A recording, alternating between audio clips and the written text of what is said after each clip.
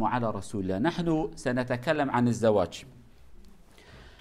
في معظم الكتب الفقه يقول حكم الزواج، يعني هل يجب أن تتزوج أو من السنة أو حرام أو مكروه أو مباح.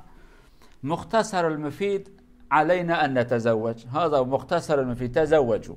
لا أقول لكم سنة ولا مباح ولا مكروه، تزوجوا. نحن نحتاج إلى الزواج حتى يزداد البشر على الأرض.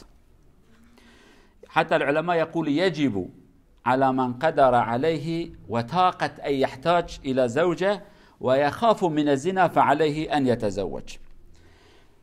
زواج، حكم زواج كتاب ما شريعة دمك بحث زواج تكون كتاب ما فقهي، جاند بيجن زواج فرزة، جاند بين سنة، جاند بمكروه. ليه بكرتاي أمجوارا بيجن زواج تشتكي باشا لازمة مهمة. إنسان يكون زوجة يا ملايكته يا ظلمتي ويتنج هديك يا ظلمتي تنا يا ملايكته أمنا ملايكة والله الحمد لله إن شاء الله مظلامة قرن بزوج. احتياج إنسان جهية لو راخدا في طبيعته مدى درس كريا.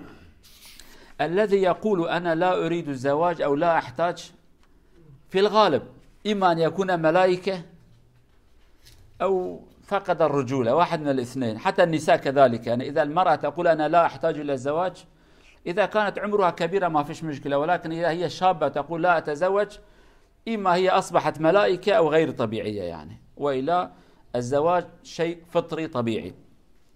كم ميربا تشجن بدمك بيجا أزنا زوجم أبي أنا نورمالي كي تدا هي مثلا جن هي عمري وان شيست حفتي بلكي بي وقتي دي احتياجي وان تنابع أو نورماله. أما الظلام رشيب ظلاما ولا عمري وانا راح اشتي نوتيجي احتياجي وان هرجي هي قابا قوت الناجي حلال خدكن أبي مزانبن. ولكن الإسلام يكره التبتل. التبتل هو عدم الزواج مثل الرهبان في الكنيسة، يعني الإسلام لا يقبل هذا. حتى تعرف شيء اسمه الخصي. الخصي هو الرجل تعرف هو عنده بيضتين للرجال، لا عارف يشدوا أو يحطوا في الداخل الرجل خلاص لا يبقى رجل. هذا في الإسلام حرام لا يجوز. فلذلك عليكم بالزواج، تزوجوا. وخساندم كردي زانه شنو؟ خساندم تدي حيوان وان مال خدا دانا جبوني ورا فهم كنه تدي ام بيجن هيك انسان هنا اوان هيكا نظام دجدين دتعقين شواتكن هدي ظلامتي بري بقايات كرنقا حيوان اوت كرن ما في صوت ابدا، قليل لا حول ولا كثير ولا قليل. الان ماشي الحال، سامحوني ماذا افعل والله. خساندن ندرسته حتى إسلام دبجة نكر. ليس منا من خصي أو يختص، يعني هذا الإسلام لا يقبل هذا. فعليكم بالزواج. أمر آخر يقول ويجب أو إذا احتاج الإنسان إلى الزواج وخشي من الزنا فعليه أن يقدم الزواج على الحج الفرض. إلى هذا درجة الزواج مهم. شخصك احتياجي أو زواج هبة ونتشي حاجة بري مقدارك يهر حاجة بزوجة كنزوجة إذنا بك أف إنسان جرى بزوجة وبرداوي يهر حاجة زراريتنا. يعني إذا خاف على نفسه من الزنا وعنده مبلغ قليل من المال لا يكفي إما الحاج أو الزواج فليتزوج ولا يزني وعلى الله الباقي. يعني قابك ترساوي حاجة هبة يجي ترساوي زوجان زنا بك براوي إنسان إشخاب بزوجة وداوي خاده مازن برا زنانك أبيا تشتكي بر مهمة. طيب الإعراض عن الزواج وأسبابه. لماذا الناس لا يحبون الزواج؟ هناك أسباب كثيرة. أحد الأسباب المصاريف أصبحت غالية، هذا أولا. ثانيا الأسباب معظم الرجال والنساء يتزوجوا بعد سنة سنتين يفترقوا في طلاق، في مشاكل في المنزل.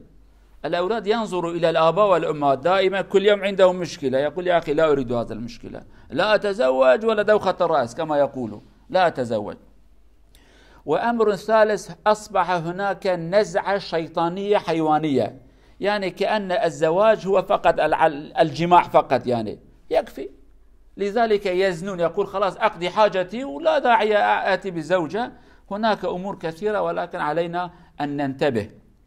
فعلى الآباء والأمهات أن يكونوا قدوة حسنة لأولادهم، حتى الأولاد كذلك يقول سأتزوج أرتاح كما والدي تزوج، وكذلك كما والدتي تزوجت وأصبحت مرتاحة كذلك يتزوج. ولكن إذا قال يا أخي إذا تزوجت سيكون لي مشاكل مثل مشاكل الأب والأم، لا أريد هذا. فنحن نؤثر على مستقبل الأولاد حسنا أو بشكل آخر، فعلينا أن نصلح أنفسنا حتى نكون قدوة حسنة لأولادنا. سببك إنسان زوجين قالكن، ولكن هناك جوان سبب مصرف زواج بهابون، هناك إنسان جتنبونا بران كارم بزوج نبي راستيكيه. هناك إنسان تماشات كن دي بابي وان هرو شرد كن در ديوان هنا مشكلة وان هنا طلاق دانا، يعني لهفت خين ظلام جنا خد خا جن حقارات الظلام ياخذ كه قيز او كاتش اولاو تماشات كن بحيره والله ما دام دي بابي ما اف حاله وان اك زندان له ام بجن جهنميه، يعني ما دام وهاي بجنا خازم زوجن ام شخابي درد زيده ناكن افجي قال لك تاثير قوي هي جرا ام هرچيك دي بابن آگهدار بن جعبه خوكن زواجك باك تشيكن جبون زاروك ما بزوجن كيف ان وره لدمك زاروك تماشا كدي باب هروج لهفت خين حقارات يتكن دبي حيره والله ما سر ايشاندن جمران لازمه اثر خو نايشين لدمك تماشا كن دي باب محترمين جيانا ون خوشه كيف خوشن اي بيجن والله مش بزوجن برا حياته ماجي خوش به دلي ماجي قش به.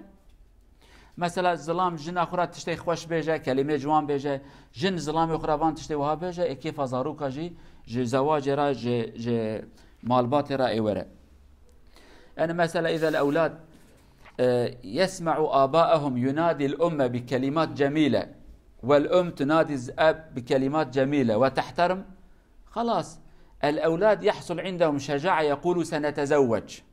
ولكن شوف البنات، إذا البنت رأت بأن الأم دائما تهان والأب يضربها ويشتمها، هي مسكين تخاف من الرجال، تقول لا أتزوج رجلا يضربني كما يضرب أبي والدتي، لا يتزوج. وكذلك الرجل الشاب يعني الولد إذا رأى بأن الأم دائما تقوم بإهانة الأب، أنت حقير وأنت مش رجل، كردي يقول تنظلامي الله حاشا، هناك كلمات يقول لا أدري لعنة الله على اليوم التي تعرفت عليك، هكذا يعني أمور غريبة وعجيبة. خلاص هو يقول لا أريد الزواج ولا دوخة الرأس، هذا أمر خطير. تشتكي ديجي براستي إيرو نساقيك برمازنة قيز أو كر جنجو او كچمه دبي زواج چیه؟ زواج شهوتنه و صاد بهره ادبي شخون زواج باز هم هرم خازنا بكم شهوت و خلاص كم قد يچو في عقله هانه عقلك يوها شيطاني دركتيه زواج بچعب شهوت تماشت كن، يعني چوات برسيبو چي رستوران ده كنانه كي تخوي خلاص لي مطبخ شرا نلازمه و سريشان مال قازان و كيف چي و چش نلازمن هر رستوران ده نان خو خود در باس قد يچو دبي زواج شهوته هر شهوت اخبابشه وخلاص أوانا جبر مصيبات مازنين. يعني بعض الناس قلنا فكرة شيطانية وحيوانية، يقول أنا حينما أجوع أذهب إلى المطعم وآكل وخلاص لا داعي أن أطبخ في المنزل وأتعب نفسي. وكذلك يقول إذا أحتاج إلى العلاقة الجنسية بين الرجل والمرأة، الرجل والمرأة كذلك يقول خلاص نقضي حاجاتنا بحلال أو حرام لا بأس في ذلك، وبعد ذلك لا أولاد ولا زوجة ولا مصاريف ولا ارتباط في المنزل. هذا فكرة خبيثة، المستقبل يكون الدمار. نرجو الله العافية من هذا الأمر. يعني براستي أوانا بفر تهليكي مازنن خدا مجبي تشتهاني بباريزة. مثلا بحث حكمة زواج تكن من حكمة زواج شنو؟ حكمة زواج شهوات أخوت بحلالي داوي درفا يا حكمتك حكمت دوات مالباتك چید کی زاروک ماروک ام بیجن چی چید بن اوج تشکی پر خوشه حکمتك دی آلیکاری میروجن آلی زوجن کار خل هفلات کن ظلام وظیفه کید که جن وظیفه کید که هف تمام تکن وقت دو دست انسان هر دسته کی تشتکید که دو چعب انسان دو گوه انسان دو قاچ انسان هف تمام تکن. ابیا براستی حکمت زواج ابن يعني تشتكي ام قال لك محتاج جرا بزواج مالبات من اقربای هف تدام بجن خصم مايا وابيان ظن شي مايا وبابي جنا منه ومامي جنيه وبيا زابي مايا بري زافايا وخشكا زافايا اقرباتي دوسته تبرد بين حواله تزيدات بين مالبات يكتو الناس كي قالك تبن ابانا فايدي برن وتشتكي دي زوجاندن عمري إنسان دريشتك الأمم المتحدة رابوري وان أبي دولتي يقرتي دبيجن زواج دبه سبب كو عمري إنسان دريش به لو رات داويجي دروا شهوتك داويجي أو كلا دركبت شيء حس کرنا تا چه دبه تب دنیا ده حیات وای تگریدان کیف تا چه دبه اویا عمر انسان درشت که اوجی گرم زانه بن اوی دبه نورمال ده مرنا عذاباج مرنا زوجاندیا زیاده تره يعني عمر وان كنتره وعمر وانايش درشتره. بعض حكم الزواج اولا الانسان عنده غريزه شهوه نحن نسميها الغريزه الجنسيه يعني الرجل والمرأة أفضل الوسيلة لقضاء الحاجة هو الزواج أفضل شيء لا زنا ولا حب ولا أي شيء آخر هذا أول الحكم. الزواج يكون وسيلة للأولاد والذرية ونسل طيب لأن الكل الرجال عندهم عاطفة الأبوة والنساء عندهم عاطفة الأمومة. وكذلك في الزواج يحصل توزيع الوظائف. الرجل والمرأة حينما يتزوجوا في العرف المقبول وكذلك العقل يقول إذا تزوج اثنين نوزع بينهم العمل. هناك أعمال على الرجل أن يقوم به ويقول لزوجته لا تتعبي نفسك أنا أقوم بها، وهناك أمور المرأة تقول خليك مرتاحة وأنا أقوم بها. توزيع الأدوار عندنا يدين، يد اليمين ويد اليسرى يكمل بعض. الزواج هكذا الرجل يقوم ببعض الأمور والمرأة تقوم ببعض الأمور يكمل. هذا يخفف الحمل ويخفف العمل ويخفف التعب. شوف الآن النساء يشتغلوا كثيرا أو يشتغلن معظمهن فقط تفكر في الفلوس ولكن لا تفكر في صحتها. تقول أنا كمن أستطيع أن أعمل وبعد كم سنة مسكينة تروح. تحاول أن تكون رجلا ولكن لن تستطيع أن تكون رجل فتبقى هكذا، لا تبقى مرأة طبيعية ولا يكون رجل، يبقى بين الاثنين يعني تترك هي تفقد جمالها وزينتها وأنوثتها مع الأسف الشديد. وكذلك في الزواج يحصل الترابط بين الناس بين الأسر وبين الأقارب. يعني إذا الرجل تزوج بامرأة أبو المرأة يكون له قريب وأمها وأقاربها، يعني الأسر يزداد ترابطا ببينهم، له أقارب أبو العروسة وأبو العروسة وهكذا وهكذا الأقارب ينتشر عددهم.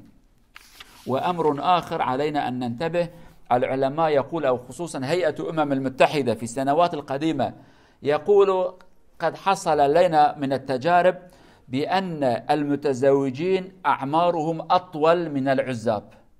اللي يتزوج رجل أو امرأة نسبة معيشتهم أطول من معيشة العزاب. من لا يريد أن يعيش أكثر فعليه أن يبقى عازبا حتى يموت بسرعة يعني.